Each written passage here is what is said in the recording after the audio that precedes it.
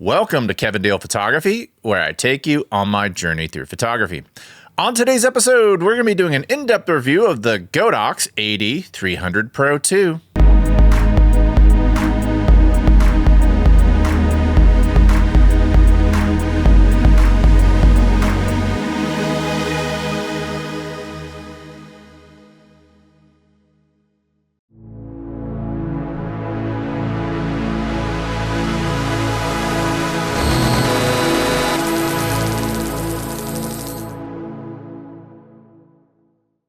Welcome to today's episode. If you're not familiar with Kevin Dale Photography, we do gear reviews, tips, techniques, and tutorials, and sometimes we dive into film. If any of that sounds appealing to you, click the subscribe button below. So if you're a fan of this channel, you know that I shoot quite a bit of off-camera flash and strobes because I am a portrait photographer and I've reviewed quite a few strobes on this channel. I own the Godox AD200. I've owned the 400 and I own several of the 600s, but I've never actually tested out any of their 300s. I missed out on their Mark I version of the AD300 Pro, but they just recently reached out to me and asked me if I would be willing to review the AD300Pro II, which I jumped at the opportunity because its footprint is very compatible with some of the smaller setups I take for off-camera flash when I do remote shoots. So I did take them up on their offer, and like all of my reviews, of course, this will be independent. My opinions will be my own. I'm going to tell you what I like and don't like about this guy. I'll tell you how it compares to my pro photo lights, maybe my newer lights, what's available out there, alternatives, see if this guy is hitting above his price point, or if he's right at his price point, or maybe if he isn't worth the money that they are asking. Now, that's going to be a big ask because in the past, Godox has done a pretty good job of being a good value in the off-camera flash market. They've really been stepping up their game lately with their new triggers, the whole touchscreen interface. But this guy is not a touchscreen interface. It's still the traditional operating the menus, and that's not really that big of a deal with the strobe, let's be honest. And honestly, I don't know if I'd want to have a touchscreen on a strobe. But we're going to put this guy through his paces. I'm going to take it on some shoots, some remote shoots that I'm doing in today's episode. But before we get started on that, let's talk about the specs. The Godox AD300Pro II is a 300 watt second monoblock strobe light. It has a power control range of 10 stops. It has a recycle time of 0.1 to 1.5 seconds.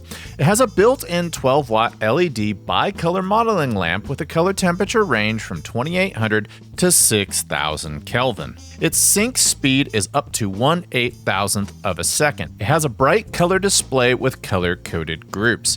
It comes with a zippered hard shell case. It comes with a lithium-ion battery. Its dimensions are 7.36 by 3.94 by 3.54 inches, or 186 by 100 by 89 millimeters. It comes in at a weight of 2.6 pounds, or 1.2 kilograms, and it comes in at a street price of $499 US. All right, let's go over how to operate the unit. Step 1, insert your battery. To undo the battery, just hit this little switch. You'll push this button to turn the unit on. Next, slide this dial down, and now you can operate the unit. Your mode button is self-explanatory. It toggles between multi, TTL, and manual.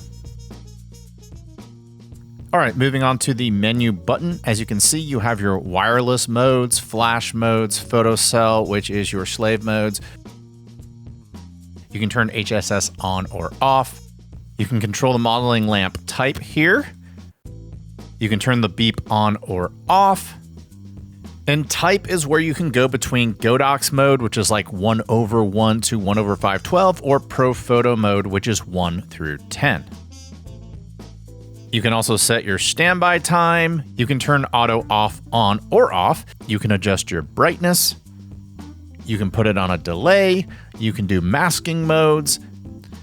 You can choose your language between English or Chinese. You can do a reset of the device, and then you can also see your device firmware version. Now let's do a brief overview of the wireless area. You can turn the wireless on or off with this guy. You can set its channel. You have an ID where you can have further security. And you also have groups. You have group A all the way through number 9. And with each one of these groups, there is a designated color assigned to it, which helps you identify which group a light is on out in the field. Speaking of out in the field, let's use this AD300Pro II on some real projects.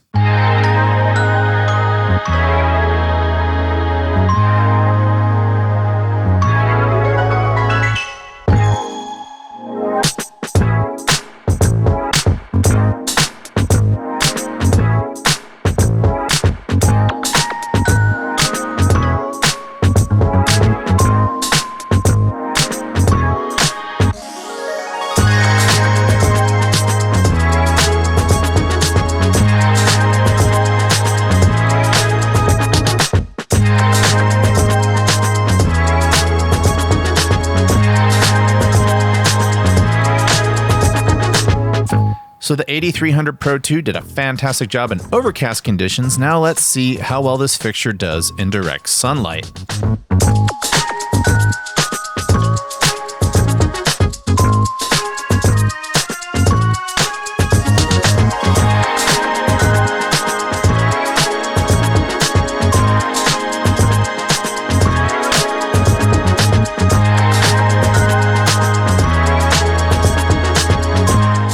So the overall power of this flash is pretty good for outdoor use, especially in the sun. However, depending on how you shoot, its staying power could run into a recycle time wall, as you can see in this sequence here. As the shoot progressed, the recycle time got longer and longer, and I had to wait for it to catch up. So that is something to keep in mind, but now let's see how well this flash can do in a studio environment. Okay, so I feel like the AD300 Pro seemed to prove itself well out in the field, shooting outdoors. Now I'm going to use it in the studio, and while you might be thinking, oh, well, if it's going to do well outdoors, it should do well in the studio, I tend to shoot more stops down in the studio, and my models tends to have flow posing. So if you're not familiar with flow posing, they get to a pose, they see the flash, they get to another pose, they see the flash. And I find that you have to have a very robust, powerful strobe that can keep up with their motion. And what happens if you don't have a powerful strobe is you get a lot of blank shots where it misfires or it just hasn't hit its recycle time yet. And so that's what I want to test out. I want to see if this AD300 Pro can hang in a professional modeling session and see if that recycle time does well. I also want to see if, as it gets worked harder and harder, if that recycle time drops significantly. So those are all things I look for in a studio strobe. And I do have this guy in the S2 bracket. This is an optional thing, but if you are going to buy this, I think this is like $20 or $30. You should definitely get this because it allows you to keep your AD300 Pro in something that can be compatible with a Bowens mount. I can put a softbox or a beauty dish or anything that takes a Bowens mount. So without further ado, let's get started on our test with the AD300 Pro II in the studio.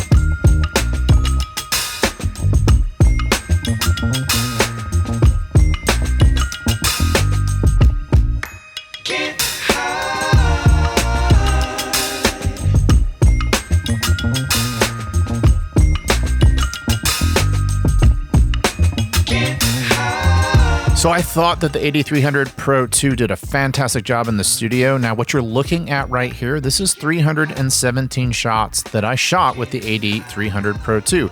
And you notice not a single one of them are misfires. So for the test of does this AD300Pro II hang in a studio environment, I'm going to say yes, it absolutely does, and the recycle time is fantastic. So let's go back to my YouTube studio and let's talk about what I liked and didn't like about the AD300Pro II.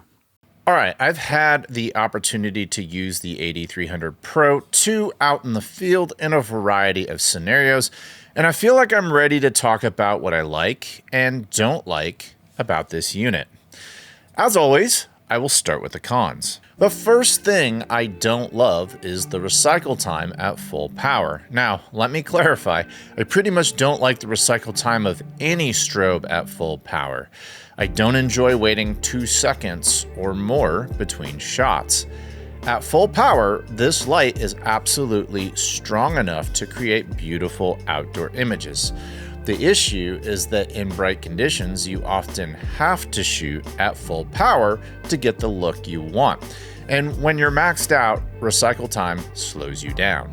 That said, during an overcast shoot or in a dark studio, the light kept up just fine, so this is absolutely scenario dependent.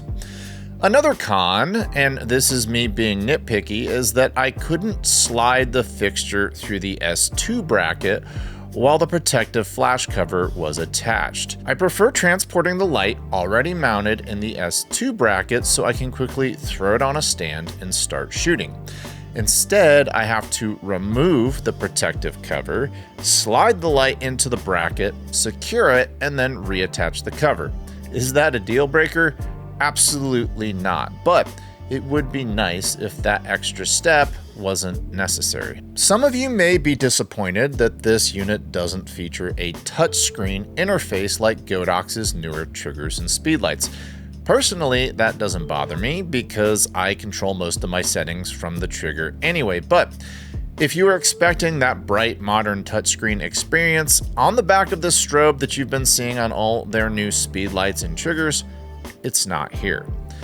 Lastly, and this is a bit of a stretch, the fan gets fairly loud when the modeling lamp is working hard. Ambient noise typically doesn't matter when you're using strobes, but when that fan ramps up, it's usually a sign that the modeling lamp may shut down if it overheats.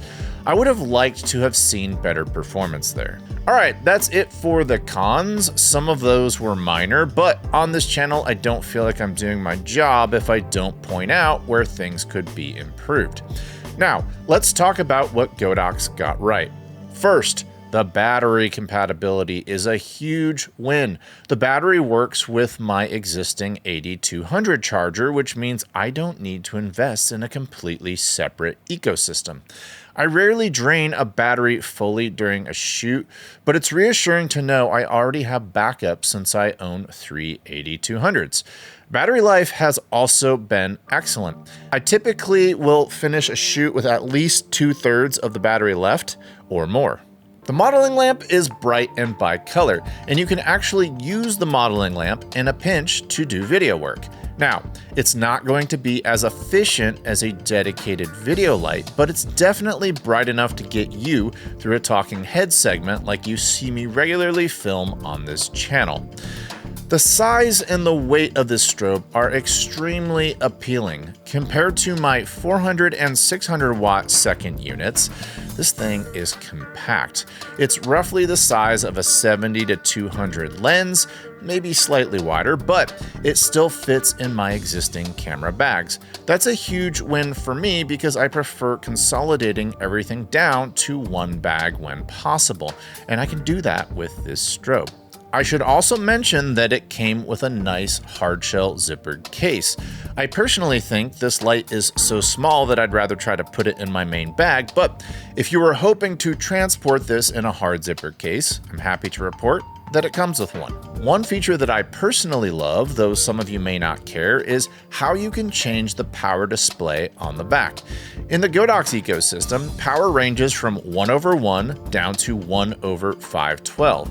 In the Pro Photo system, power scales from 1 to 10, increasing a full stop of light when you go from one number to another. So 1 to 2 is a stop, and 2 to 3 is a stop, and so on and so forth. Godox allows you to switch between those display styles on this strobe. I personally prefer the 1 to 10 scale that ProPhoto uses because it's intuitive to me. And the fact that Godox gives you that option is fantastic. Now, while I did mention the S2 bracket inconvenience earlier, there's actually a smart design choice here. You can leave the front protective piece attached and clip it directly to compatible modifiers using the built-in slots. Or, if you want maximum efficiency, you can remove the front piece and let the flash tube protrude further into the modifier. That creates a more omnidirectional spread of light and increases efficiency and output. And here's the kicker. This $500 fixture allows that flexibility, while my $1,500 ProPhoto does not. The flexibility this design gives you is huge. I also love the group color coding. If you're running multiple lights, the color system makes it incredibly easy to identify which group each unit belongs to. If something isn't firing, a quick glance at the color can tell you if it's assigned incorrectly. It's a simple but effective visual cue. And again, my ProPhoto lights don't offer this feature. The interface itself is clean and easy to navigate. There are only 4 dedicated buttons, one to toggle between manual, TTL, and multi-mode, one for the menu, one for the modeling lamp, and one for the power test. Add the scroll wheel and the selector, and that's really all you need. It's intuitive and efficient. Color consistency was solid. Some strobes shift color temperature dramatically across power levels. I didn't really experience that here. Skin tones stayed consistent, and I didn't find myself correcting strange color shifts in post. And now to the biggest pro, value. For $500, you're getting a compact, durable, reasonably powerful strobe with strong battery life, thoughtful features, and wide accessory availability. For many of you, this may be the sweet spot. Enough power, but without the bulk and weight of something like a 600-watt second strobe. Now, for some of you, $500 may still be too expensive, so a really good alternative to check out would be the Q300 from Neewer. Check that price out. That is significantly less expensive. The main compromise here is recycle time at full power in bright, sunny conditions. If you're comfortable adjusting your pace in those scenarios, I can absolutely recommend this strobe. However, if you do need very bright output at a faster pace, due to physics, you're still likely going to find yourself needing to invest in something like a 600-watt second strobe. So, which of those categories you fall under, well, that's up to you. But if you want to pick one of these up, I will leave a link in the description below. That does it for today's episode. What did you think of my review of this Godox AD300Pro II strobe? Tell me about it in the comments below. Did you go in another direction? Did you buy something else besides this? Tell everybody about it in the comments below. And if you're a fan of this channel, I humbly ask you to click the subscribe button below. And until next time, I'll talk to you soon. Bye.